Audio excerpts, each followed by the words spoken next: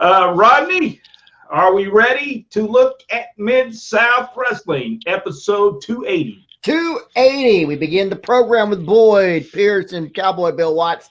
And today on the program, by just tremendous demand, people have demanded the Mid-South Tag Team Championship on the line, and people have requested two, not one, but two referees as the Guerreros face the Rock and Roll Express. However, based on previous shows, we didn't even know they were wrestling each other. But anyway, that's beside the point.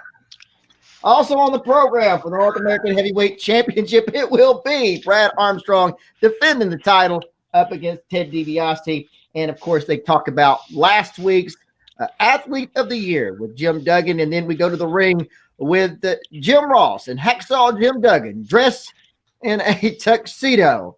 And, of course, after the show, he will be parking cars, or at least getting people's cars back. Anyway, so I have to admit, his girlfriend at the time, now wife, I'm sure, Punch, was dressed just fantastic. Looking good. And, of course, he's talked about DiBiase was talking about last week. He couldn't dress up. They gave him those cufflinks. And what would you give cufflinks to him?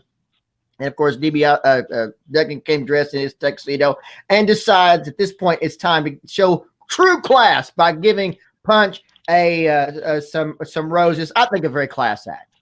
Class act, I say, in all of this. All of a sudden, here comes Ted DiBiase, Steve Williams, and the General, Skandar Akbar, to crash the party, if you will. Brent, what do you think about this? I thought it was great. I thought the way they did it was great. I think the pulling the ball bat from the Rhodeses was tremendous. It was, to me, it was a great put together. I thought it was all good. Jack? Yep, same here. Storytelling, from cufflinks, where you go from cufflinks. Well, now they're showing you where you go from cufflinks. And I loved how they paint the picture that they were going to get him. And then, of course, out of the flower box comes the bar. And, of course, then Bill Watts has to come back and explain the story of exactly why he would have to be carrying a bar, because on the subways you have to, defend yourself in New York, which I'm sure the people of New York enjoyed that. Well, he wasn't wrong. In the next match, it is for the Mid-South Tag Team Championship. Two referees, Carl Fergie and Ron West, of course, our father, as Chavo and Hector Guerrero go after the Mid-South Tag Team titles held by the Rock and Roll Express. And in this match, we get to see, of course, everybody says there was heat with Jim Cornette. If there was such heat with Cornette, then why was he back on the show? Here comes Jim Cornette to be the special manager for one night only with the Guerreros. Jack, what did you think about this? I thought it was a good match, considering we had no idea that it was coming. But it was a good match. Good match. I liked the finish. I liked the way they did the Dusty Swerve. I like. You know what I thought about? I loved it. They did it. Did you notice in this match, Rock and Roll did some different spots in this match? I guess the Guerreros called for it, but Robert Gibson doing the thing where he comes in and he does he gets both of the guys and takes them both over at one time with a scissors headlock. I thought was a tremendous spot. They had never done it before on television. At least they hadn't done it. And so I thought that was good. I thought the match was really good. The Guerreros was really great in this match. I mean, they were tremendous. For some reason, though, it just didn't have the same feel. It did for that night with Jim Cornette, but it just didn't have the same feel that right. Cornette made the difference in that particular match, no doubt about it. And have to remember, the Guerreros supposedly paid Jim Cornette in gold coins. And I love Cornette's response to that. I would have done it for free, but since you offered, and then snatched the bag out of their hands. Of course, that bag becomes instrumental in the earlier part of the match, and also instrumental. I might have said instrumental, like something to that degree. But anyway, so in the end, the referee gets knocked out. The one referee, Ron West, gets knocked out of the ring. Carl Fergie comes around to check on him, and while he does, Cornette slides that bag of supposed coins into Chavo Guerrero. The roll-up comes up. Ricky Morton has Hector rolled up. Chavo Guerrero hits him with the bag of supposed coins, who we found out is washers, over the head with Ricky Morton. Of course, it's the Guerreros supposedly winning the Mid-South Tag Team Championship. However, they come back from commercial, and it's Ron West, always Ron West, messing things up. Said that he actually saw Chavo Guerrero hit him with the bag of washers, and so the titles will go back to the Rock and Roll Express. Tremendous match, more like it. But again, I think the difference in this, to make that personal issue, was Cornette back, and of course, it didn't have the same feel when they had the matches in the arenas. No doubt about that. Now, let me flip the page here. We have. Hey, I have to tell you though, I enjoyed Dad's when he explained. He said, "I took a lick on the outside of the ring." Yes, he did. Yeah, I thought that was. I liked it that he did not come over as if this is something he's used to doing. He didn't do the over rehearsed speech. It was very spontaneous, and though his approach of doing it, he's not. He comes over. I'm used to having a microphone in my face, which he was, and I thought it was done absolutely perfectly. Match number 2 has the Sheik, Hercules Hernandez, and Steve Dr. Death Williams with General Skander Akbar against Josh Stroud and Jimmy Powell.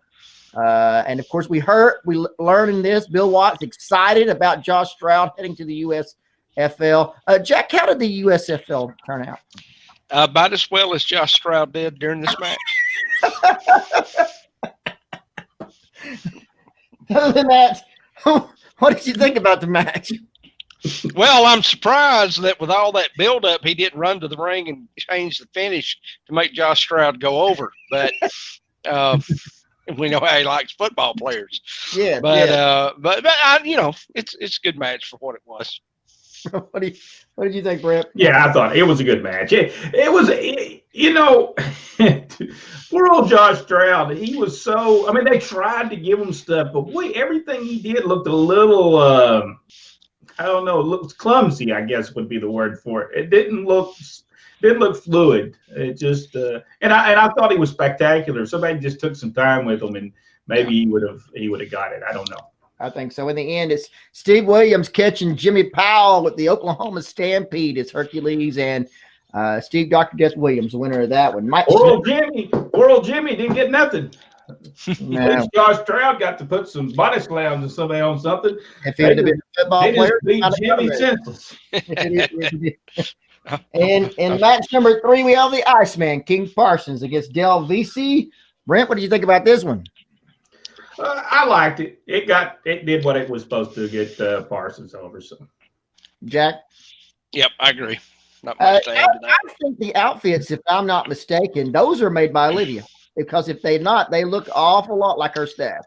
Olivia Walker made a lot of wrestlers attire, and I believe this is part of it. In the end, it is Iceman King Parsons coming up the second rope clothesline on Del VC, getting the win in that one. Then it's match number 4, the North American Heavyweight Championship on the line. Brad Armstrong, who has been built up for weeks and weeks and weeks.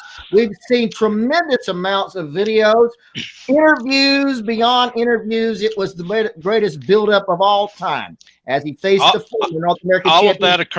All of that occurred on the dark matches. On the okay. I see. Sorry about that. Yeah. Anyway, as even before the crowd came in. Ted DiBiase, Brad Armstrong, I think really a main event match. I thought it was absolutely outstanding. They had a lot of good things to say about our father Ron West in the match. Brent, what did you think about this?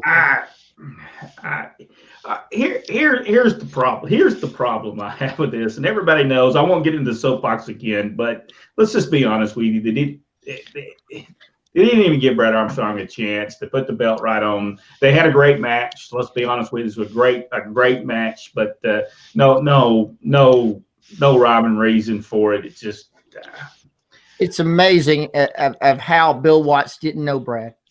No. And I'm going to tell you what it's come down to. I was thinking about this last week. He always felt, and I'm about to get make some people upset now, but Bill Watts always felt the Fuller's company was low standard.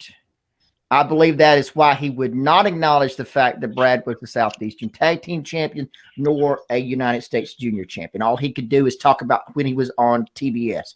And the Southeastern show, or the Continental show, was actually shown in parts of the Mid-South area. That's part of, I think, the issue with it. Jack, what did you think about this one? Match itself was great. Again, that soapbox thing, I agree. They did not treat Brad right during this entire time. And, holding the title didn't mean anything because they didn't make it mean anything. And losing the title really didn't mean anything because they didn't make that mean anything either. No. As far as the match itself, the finish itself, I thought was fine. I think that they did a good job of making sure they don't do the Ric Flair of killing off Flair's figure 4 with everybody doing the reversal. Yeah. This time, this didn't happen. If you noticed, I was watching the crowd and listening to the crowd. The people were solidly behind Brad. They were responding to him. So there was potential if you decide to take it. Yep. They decided to abort Bill Watts. Abort before Brad gets over, as far as I'm concerned. Now, well, I just want. We have a new person. Michael Watts is now he is one of our new insiders. But I want Micah to know one thing. All we're looking at is our opinions of what went on that time and that era. That does not have anything. But we all have opinions, and that's what it all is. And we just didn't like the way Brad Armstrong was. And we've always said, and I've said it over and over again, if I ever wanted an organization, it would mirror Bill Watts' organization because it was very well run. Everybody knew exactly who the boss was. We just think Brad was not used correctly in this situation, and I don't know that, and we're not going to change that based on anybody. We just don't think he was used correctly. Well, and it's because of some things that people have said. Yeah, and we don't think that they gave him a fair shot at all, point blank. On that. Now, next match is we go to a video of Butch Reed. He's headed to the Children's Medical City Tulsa Boys Home. And then, of course, right before that, Bill did talk about Brad Armstrong's knee and his concern for his knee on that. Then match number 5, Jake the Snake Roberts versus Tim Horner. And, of course, we had no winner in that because it goes right off the air. And, of course, the next week on the program is going to be Billy Jack Hayes coming to Mid-South to face the Ugandan warrior Splash Giant. Small ass. I was more excited about getting water than Billy Jack Haynes coming. Well,